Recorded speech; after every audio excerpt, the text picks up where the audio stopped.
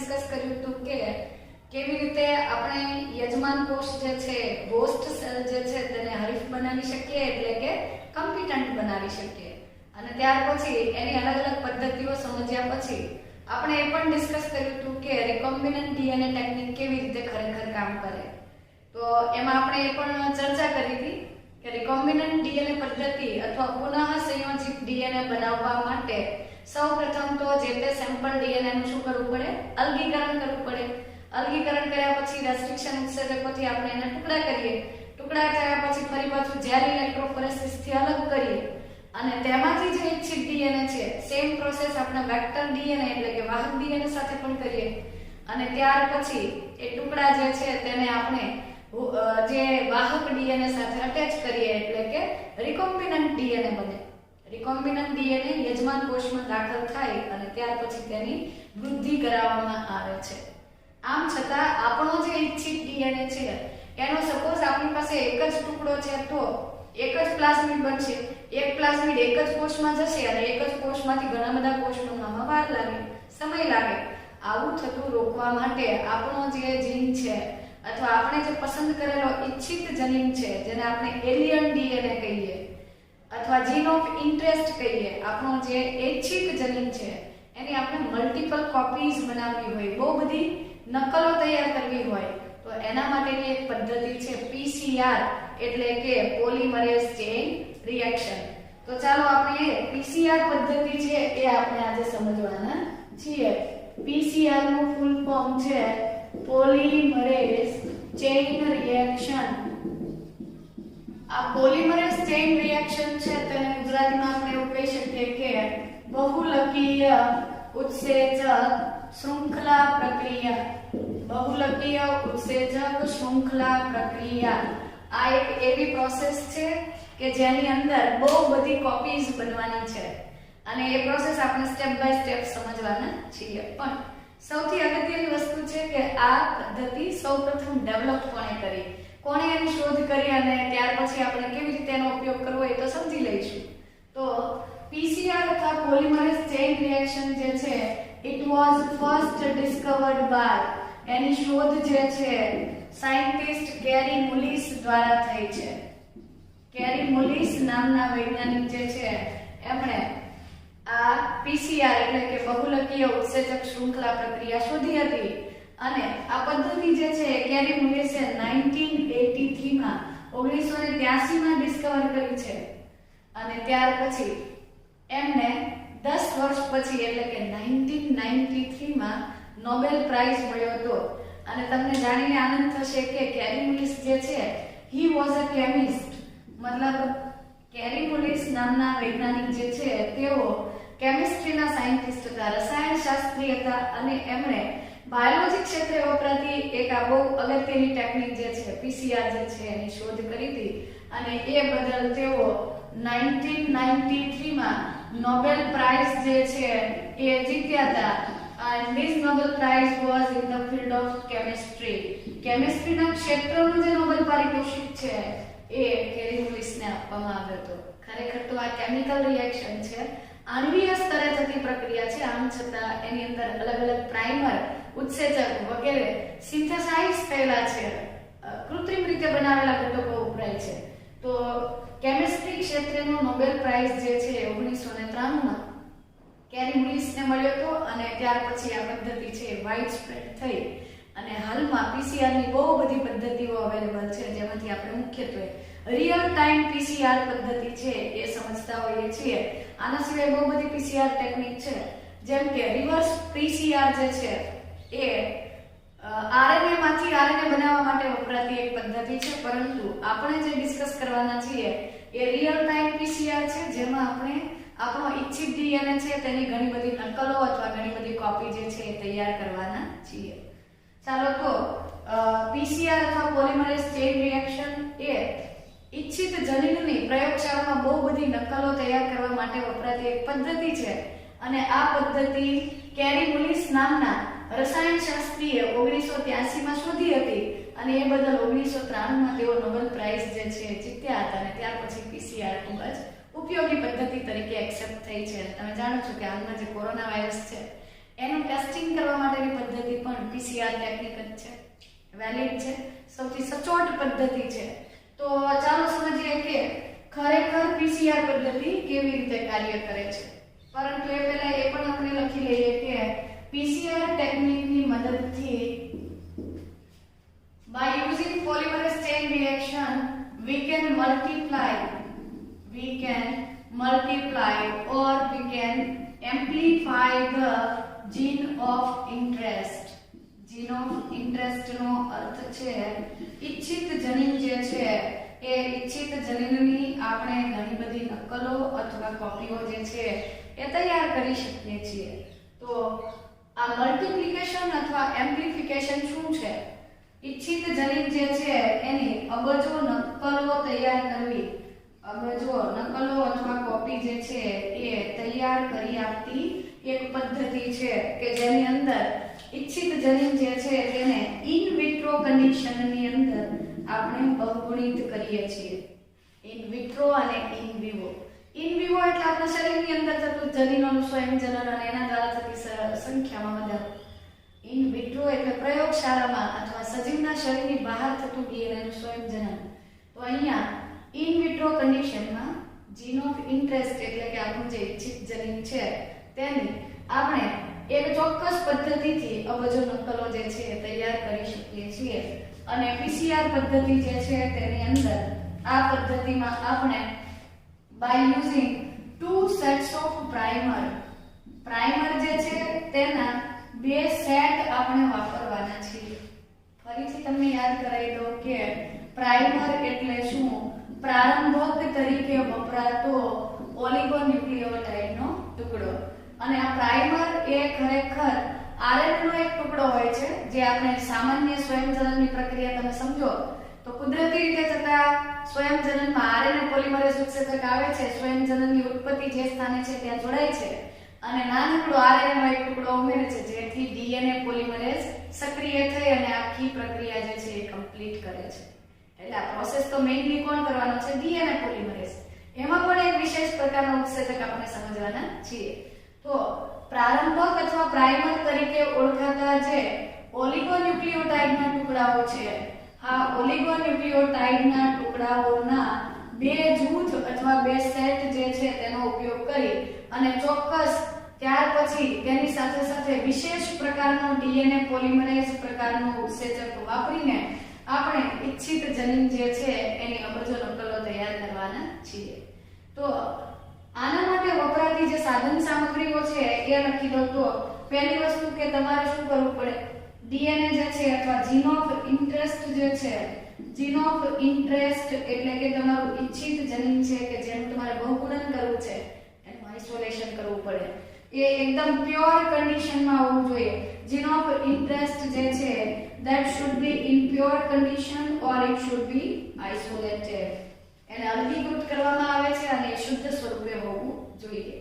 ત્યાર પછી એ જીન ઓફ ઇન્ટરેસ્ટની સાથે સાથે આપણે ઇપેન્ડ્રોફ ટ્યુબ જે છે એનો ઉપયોગ કરવાના છીએ. ઇપેન્ડ્રોફ ટ્યુબ જે છે એ ઇપેન્ડ્રોફ ટ્યુબ સામાન્ય ટ્યુબ કરતા ટેસ્ટ ટ્યુબ કરતા જુદી હોય છે. સામાન્ય ટેસ્ટ ટ્યુબ અથવા કસનળી જે છે એ આવી હોય છે, જ્યારે ઇપેન્ડ્રોફ ટ્યુબ જે છે એ આમ નીચે તરફ જતા થોડી સાંકડી થતી એક કસનળી જેવી જ રચના છે અને આ રચનાની અંદર આપણે ડીએનએ જે છે એનું બહુગુણન કરવાના છીએ. તો ઇપેન્ડ્રોફ ટ્યુબ જે છે એની જરૂર પડશે આપણને. અને ત્યાર પછી પ્રાઇમરના બે સેટ જે છે તેની જરૂર પડે છે, તેમજ ડીએનએ પોલિમરેઝ અને એમાં પણ થર્મોસ્ટેબલ ઉત્સેચક વપરાય છે જેને આપણે ટેક પોલિમરેઝ તરીકે ઓળખીએ છીએ. અને આ ટેક પોલિમરેઝ જે છે એ થર્મસ એક્વેટિકસ નામના થર્મો સ્ટેબલ બેક્ટેરિયા જે છે એમાંથી છૂટો પાડવામાં આવેલો છે. આર્કી બેક્ટેરિયા જેને આપણે બહુ બધા પાર્ટ્સમાં ડિવાઈડ કર્યા હતા એ પૈકીના જે ઊંચા તાપમાને જીવન ટકાવી શકે એવા બેક્ટેરિયામાંથી છૂટો પાડેલો ઉત્સેચક આપણે વાપરવાના છીએ. ચાલો, તો આ થઈ ગઈ સામાન્ય જરૂરિયાતો કે પ્રાઇમરની જરૂર પડે, ઉત્સેચકની જરૂર પડે, માધ્યમની જરૂર પડે છે. સેમ્પલ ડીએનએ છે પ્યોર ફોર્મમાં હોવું જોઈએ અને પીસીઆર મશીન જે છે આપણી પાસે હોવું જોઈએ અને એની અંદર સેમ્પલ ભરવા માટે પેન ડ્રોપ ટ્યુબની પણ જરૂર પડે છે. તો પીસીઆર ટેકનિક જે છે એ ખૂબ જ ઝડપથી ડીએનએ ની કોપી અથવા નકલો તૈયાર કરતી પદ્ધતિ છે અને આ પદ્ધતિ જે છે એ આપણે સરળતાથી સમજી શકીએ એ માટે તેને આપણે 3 જૂથ અથવા તો 3 સ્ટેપમાં વિભાજિત કરીએ છીએ. ચાલો તો પોલિમરેઝ ચેઇન રિએક્શન જે છે તેના સ્ટેપ સમજીએ તો 3 તબક્કે થતી પ્રક્રિયા છે. તેમાંનો પહેલો તબક્કો છે ડીનેચરેશન સ્ટેજ. ડીનેચરેશન અથવા ગુજરાતીમાં આપણે તેને વિનેસર્ગીકરણ તરીકે પણ ઓળખીએ છીએ. તો ડીનેચરેશન અથવા વિનેસર્ગીકરણ પદ્ધતિમાં શું કરવામાં આવે છે, જે સેમ્પલ ડીએનએ છે જેને તમે એગેરોસ જેલ ઇલેક્ટ્રોફોરેસિસ થી છૂટો પાડેલો છે, એ સેમ્પલ ડીએનએ ને ખૂબ જ ઊંચા તાપમાને ગરમ કરવામાં આવે છે. તો સેમ્પલ ડીએનએ જે છે, sample DNA is heated at very high temperature. ઊંચા તાપમાને જે છે એ આપણે તેને ગરમ કરવાના છીએ. યુઝ્યુઅલી ડીનેચરેશન તબક્કે કેટલું તાપમાન હોય છે? On an average 90 to 95 degree Celsius temperature લેવામાં આવતું હોય છે, પરંતુ ideally approximately 94 degree Celsius majority જે મશીન છે એની અંદર 94 ડિગ્રી સેલ્સિયસ ટેમ્પરેચર ડીનેચરેશન થતું હોય છે. તો ડીનેચરેશન તબક્કો આપણે શરૂ કરીએ છીએ એ પહેલા જ બધું જે મશીનની અંદર જે સેમ્પલ તમે ઉમેરો છો એની અંદર સેમ્પલ ડીએનએ, માધ્યમ, ઉત્સેચક, પ્રાઇમર બધું ઉમેરેલું જ હોય છે.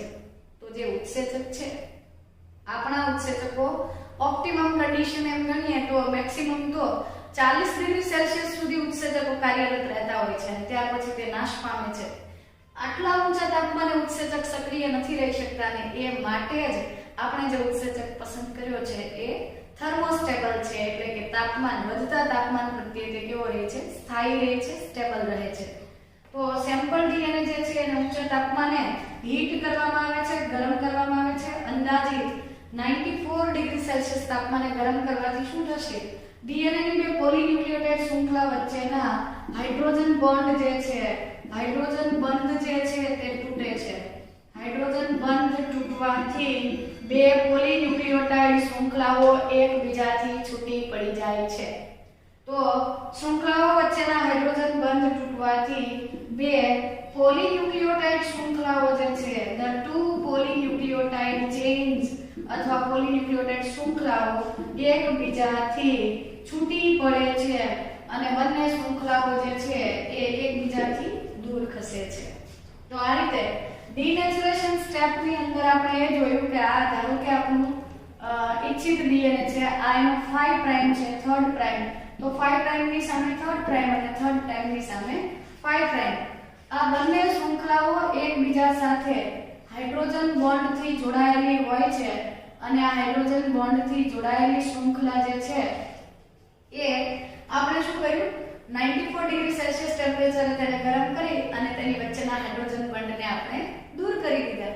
આથી ડીનેચરેશન સ્ટેપમાં એ સમજવું જરૂરી છે કે આખો જનીન છે તો એનો કયો ટુકડો આપણે પોલિમરેઝ ચેઇન રિએક્શન થી બહુલીકરણ કરવાના છીએ. તો જેટલા ભાગનું બહુલીકરણ થવાનું છે એટલા ભાગની શૃંખલા જે છે એ છૂટી પડશે અને એ છૂટી પડેલી શૃંખલાઓ જે છે એ પૈકીની બંને શૃંખલાઓ ટેમ્પલેટ તરીકે વર્તવા માટે હવે તૈયાર છે. અને આ શૃંખલાઓ જે છે એ છૂટી પડી ગયા પછી આના પછીના સ્ટેપમાં આપણે શું ઉમેરીશું, પ્રાઇમર ઉમેરીશું. પ્રાઇમર ઉમેરવાથી આ શૃંખલાની સાથે પ્રાઇમર જોડાય છે અને અનેલિંગ થવાથી એના જેવી કોપીઝ બનાવવા માટે રેપ્લિકેશનની પ્રોસેસ ચાલુ થશે. ચાલો તો સેકન્ડ સ્ટેપ આપણે સમજવાના છીએ, અનેલિંગ. એટલે પહેલા સ્ટેપમાં આપણે શું કર્યું, વિનેસર્ગીકરણ અથવા ડીનેચરેશન કર્યું, એટલે કે ડીએનએ ની બે પોલીન્યુક્લિયોટાઇડ શૃંખલાઓની વચ્ચેના હાઇડ્રોજન બંધ તૂટી ગયા. કેટલા ડિગ્રી સેલ્સિયસ? એક્ઝેક્ટલી તો 90 to 95 લેવામાં આવે, પણ એવરેજ જે પીસીઆર હોય એની અંદર 94 ડિગ્રી સેલ્સિયસ ટેમ્પરેચર પર શૃંખલાઓ છૂટી પડતી હોય છે. હવે સેકન્ડ સ્ટેપ જે છે તેની અંદર આપણે શું કરવાના છીએ, અનેલિંગ કરવાના છીએ.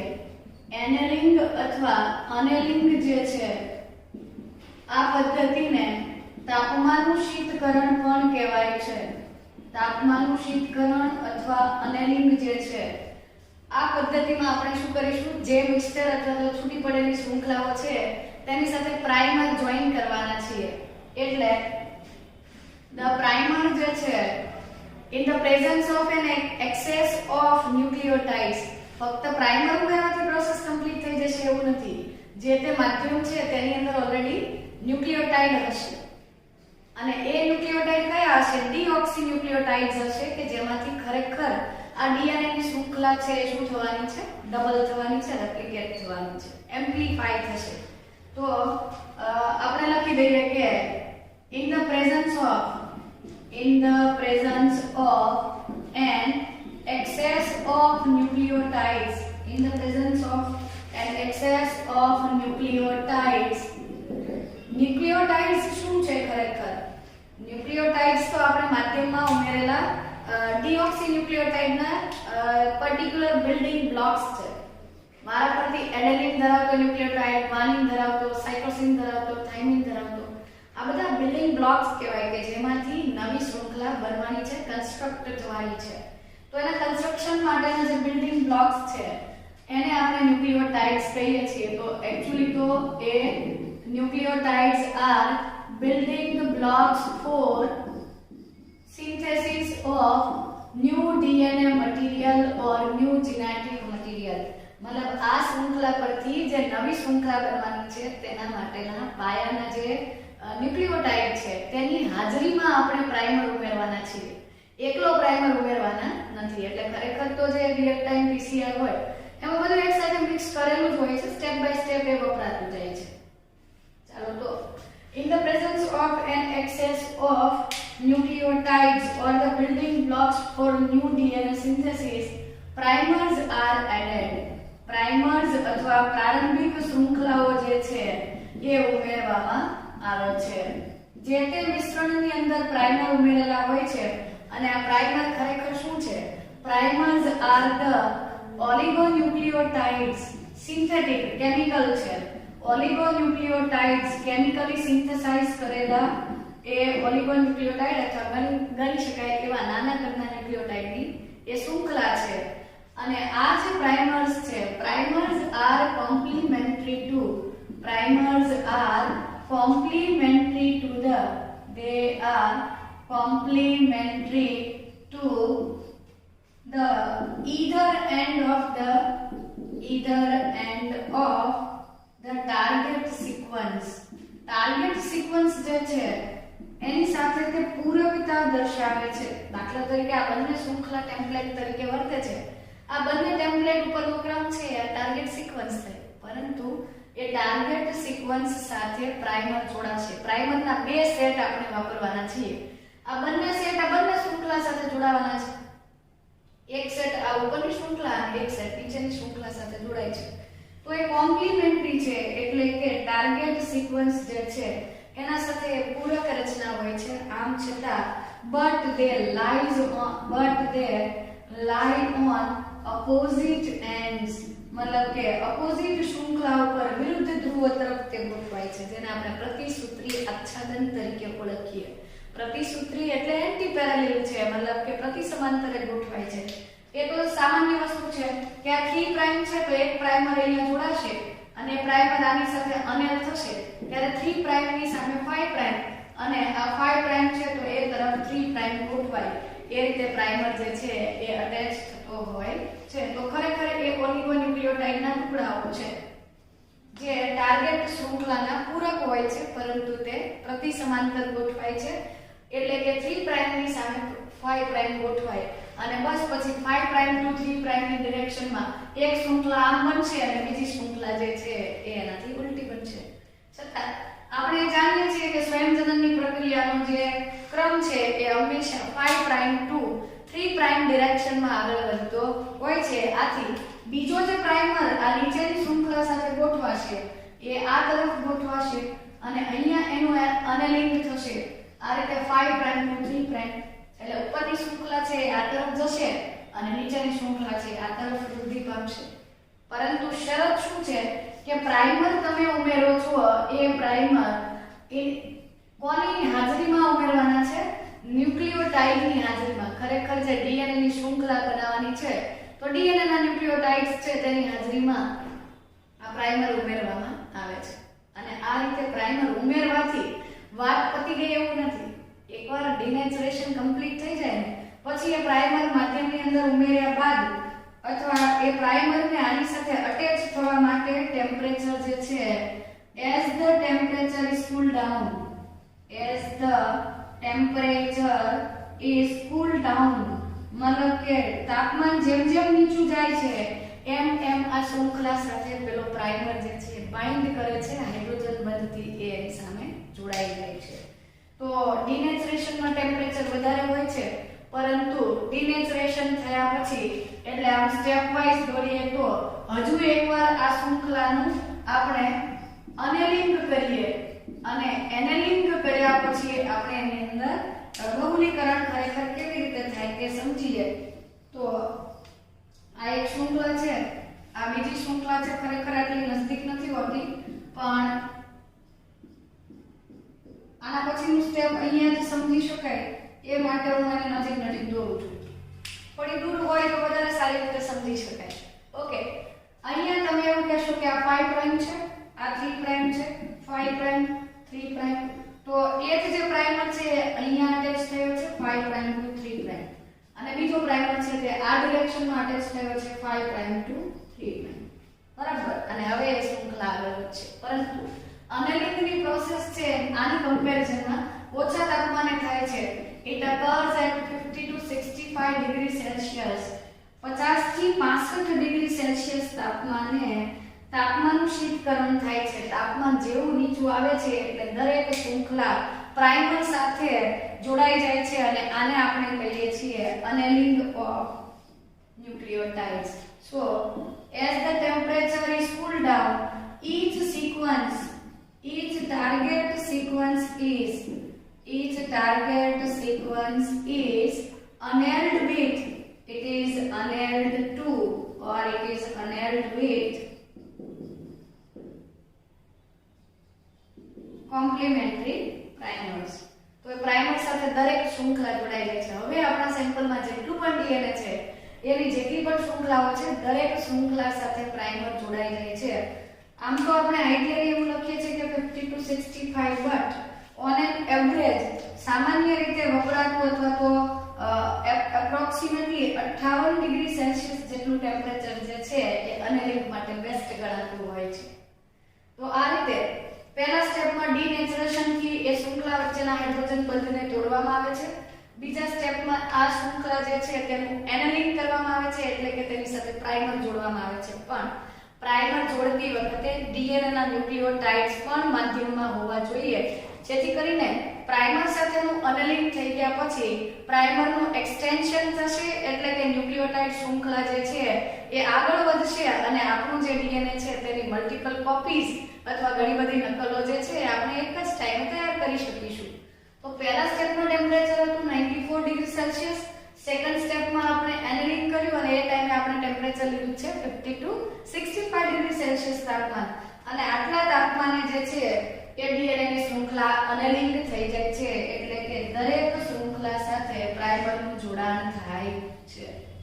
ઓકે, આ રીતે પ્રાઇમરનું જોડાણ કર્યા પછી હવે આપણે ખરેખર તો મલ્ટીપ્લિકેશન કરવાના છીએ અને એ જે મલ્ટીપ્લિકેશનની આખી મિકેનિઝમ છે અથવા આખી રિએક્શન છે એને આપણે કહીશું ત્રીજું સ્ટેપ.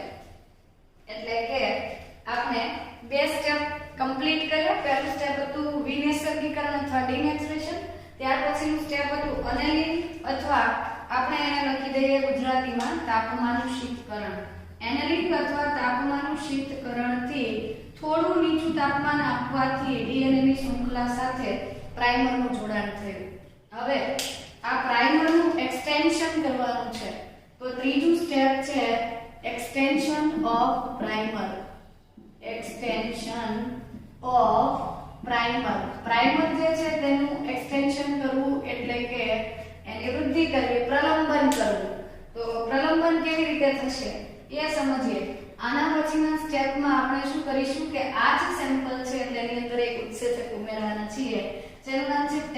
પોલિમરેઝ.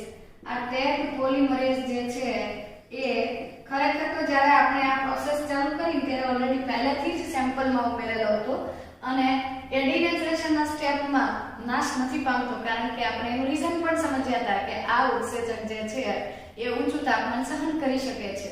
અને એ શું કરશે, આ ડીએનએ પોલિમરેઝ જ છે, પરંતુ તે થર્મસ એક્વેટિકસ નામના બેક્ટેરિયામાંથી અલગીકૃત થયો છે. એટલે થર્મસનો ટી અને એક્વેટિકસનો એક્યુ, આમ આ રીતેનો સ્પેલિંગ બનેલો છે. તો એક્સટેન્શન ઓફ પ્રાઇમર અથવા પ્રલંબનની જે પ્રક્રિયા છે આ તબક્કે શું કરવામાં આવે છે? પ્રલંબન તબક્કે ડીએનએ પોલિમરેઝ નામનો ઉત્સેચક જે છે, એન્ઝાઇમ જે છે એ ઉમેરવામાં આવે છે. આ ડીએનએ પોલિમરેઝ પૈકીનો સૌથી અગત્યનો ઉત્સેચક છે ટેગ પોલિમરેઝ. આ ડીએનએ પોલિમરેઝ જ છે.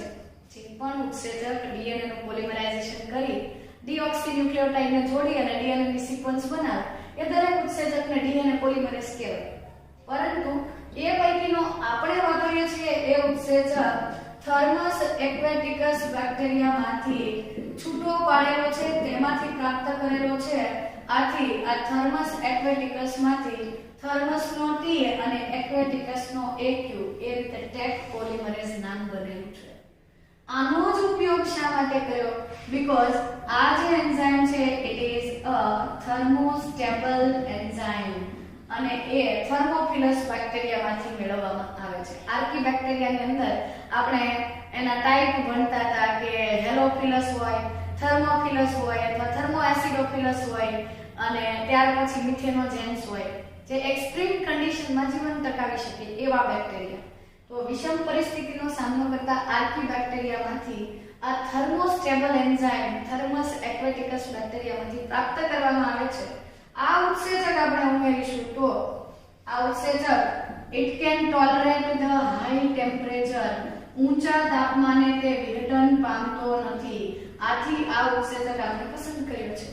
ઓકે, આ ઉત્સેચક ઉમેરવાથી આ જે પ્રાઇમર છે એનું એક્સટેન્શન થઈ અને ડીએનએ ની નવી શૃંખલા જે છે એ કમ્પ્લીટ થશે. તો આ રીતે પ્રાઇમરનું એનેલિંગ કર્યા પછી પ્રાઇમરનું એક્સટેન્શન કરવા માટે એક્સટેન્શન ઓફ પ્રાઇમર એટલે પ્રાઇમરે જે પ્રોસેસ ચાલુ કરી હતી એ પ્રોસેસનું પ્રલંબન કરવા અથવા એ પ્રક્રિયાને આગળ વધારવા માટે આપણે શું કરીએ છીએ, એની અંદર ટેગ પોલિમરેઝ નામનો ઉત્સેચક ઉમેરીએ છીએ.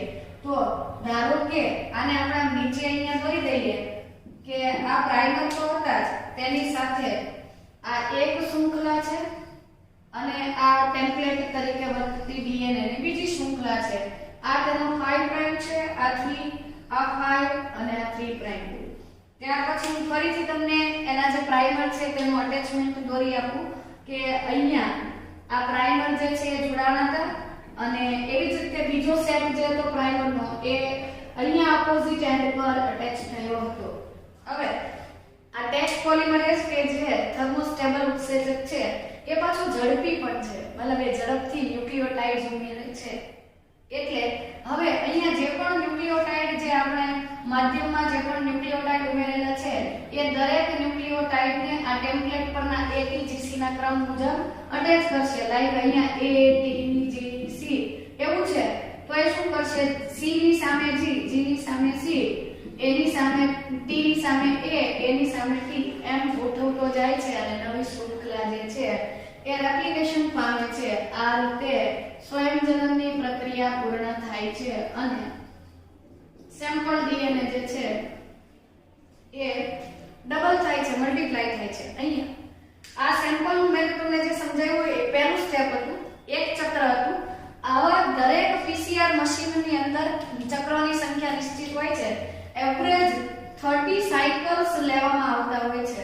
એટલે પહેલા ચક્રમાં 1 માંથી 2 બને, બીજામાં 2 માંથી 4, ત્રીજામાં 4 માંથી 8, 8 માંથી 16, 32, 64 એમ એનું રિપીટેશન કરીને આપણે 30 વખત આ પીસીઆર સાયકલ રન કરીએ તો by repeating the cycle many times, by repeating this cycle many times we can multiply the DNA, we can amplify amplify our sample DNA. આ એમ્પ્લિફિકેશન થાય છે ડીએનએ અને ડીએનએ નું એમ્પ્લિફિકેશન થઈને આપણને એની ઘણી બધી નકલો અથવા કોપીઝ જે છે એ પ્રાપ્ત થશે. તો ઓન એન એવરેજ એવું કહેવાય કે 30 જેટલા સાયકલ્સ રિપીટ કરીએ છીએ ત્યારે અબજો અથવા તો એટલીસ્ટ 1 બિલિયન જેટલી કોપી જે છે એ આપણે મેળવી શકીએ છીએ. એટલે કે આપણો જે જીન ઓફ ઇન્ટરેસ્ટ છે તેની કેટલી કોપીઝ આપણે તૈયાર કરી 1 બિલિયન અથવા એના કરતા વધારે નકલો તૈયાર કરી શકાય છે. આ રીતે આ 3 સ્ટેપ થી આપણે ઇચ્છિત ડીએનએ જે છે એનું ફરીથી વારંવાર રિપીટેશન કરીએ એટલે એક સ્ટેપ થઈ ગયું, આ બે શૃંખલા બની ગઈ, ફરી પાછું આ જ ચક્ર રિપીટ કરો એટલે ફરીથી ડિનેચરેશન થાય, ફરીથી એનેલિંગ થાય અને ફરીથી પાછું એક્સટેન્શન ઓફ પ્રાઇમર થાય અને આ રીતે વારંવાર ચક્ર જે છે એ પુનરાવર્તિત થવાથી ડીએનએ ની અબજો કોપી જે છે નકલો જે છે એ તૈયાર થાય છે. આવી રીતે આપણો જે પ્રયોગ માટેનો ઈચ્છિત જનીનનો ટુકડો છે તેનું એમ્પ્લિફિકેશન થાય છે એટલે કે બહુગુણિત થાય છે. હવે આના પછી ખાસ વસ્તુ યાદ એ રાખવાની છે કે now we can use this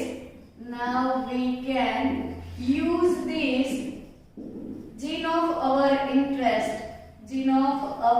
interest that has billion copies, જેની પાસે બિલિયન કોપીઝ છે એવો ડીએનએ છે એ હવે આપણે રિકોમ્બિનન્ટ ડીએનએ બનાવવા માટે વાપરીશું અને તેને કોઈક વાહક સાથે એટલે કે ધારો કે આ એક પ્લાઝમિડ છે તો તેની સાથે આપણે આ આપણો જે ફોરેન ડીએનએ છે અથવા એલિયન ડીએનએ છે એ અટેચ કરીશું અને અટેચ કરીને આપણે રિકોમ્બિનન્ટ ડીએનએ બનાવી દઈએ અને ત્યાર પછી જે યજમાન કોષ છે એટલે કે જે બેક્ટેરિયાનો સેલ છે એને આપણે આપણો ડીએનએ એક્સેપ્ટ કરવા માટે શું કરીશું, હરીફ બનાવીશું, કોમ્પિટન્ટ બનાવીશું અને ત્યાર પછી એમાંથી આપણે ઇચ્છિત નિપજો છે પ્રાપ્ત કરી શકીએ છીએ.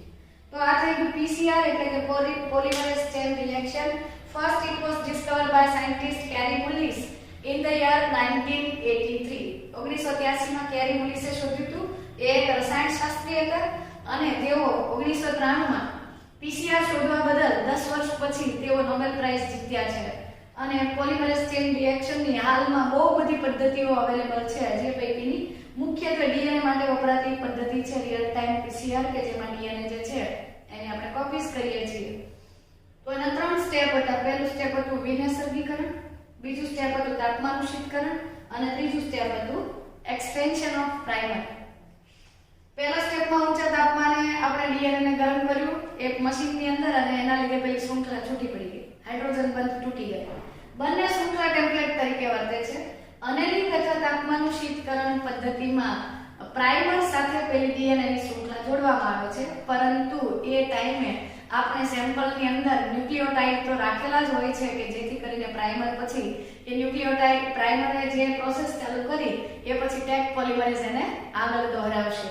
તો અહીંયા અનેલિંગ થવા માટે આપણે શું કરતા હતા, તાપમાનને નીચું લાવતા હતા. એવરેજ 58 ડિગ્રી જેટલા સેલ્સિયસ તાપમાને પ્રાઇમરના ટુકડા દરેક ટાર્ગેટ સિક્વન્સ સાથે પ્રતિસૂત્રી અથવા પ્રતિસમાંતર રીતે અરેન્જ થતા હતા. ત્યાર પછી થર્મોસ્ટેબલ એન્ઝાઇમ કે જે આર્કીબેક્ટેરિયામાંથી મળે છે, થર્મસ એક્વેટિકસ, એ ઉમેરવાથી એ ડીએનએ પોલિમરેઝ જ છે અને એ બેક્ટેરિયામાંથી અલગીકૃત કર્યો છે એટલે એનું આપણે નામ લખીએ છીએ થર્મસ એક્વેટિકસ પરથી ટેક પોલિમરેઝ. આ ઉત્સેચક જે છે એ ડીએનએ ની જે પ્રાઇમર છે એને જે પ્રોસેસ ચાલુ કરી છે એનું પ્રલંબન કરે છે, એક્સટેન્શન કરી અને ડીએનએ ની નકલ બનાવે છે, કોપી બનાવે છે. આવી રીતે 30 અથવા વધારે સાયકલ રિપીટ કરીને આપણે આપણા ઇચ્છિત જનીનની બિલિયન કોપી તૈયાર કરી અને ત્યાર પછી એનો ઉપયોગ આપણે રિકોમ્બિનન્ટ ડીએનએ બનાવવા માટે કરી શકીએ છીએ. તો જે નેક્સ્ટ પાર્ટ છે એની અંદર આપણે કેવી રીતે રિકોમ્બિનન્ટ ડીએનએ બને અને કેવી રીતે એમાંથી નિપજ આપણે મેળવી શકીએ એ ડિસ્કસ કરવાના છીએ.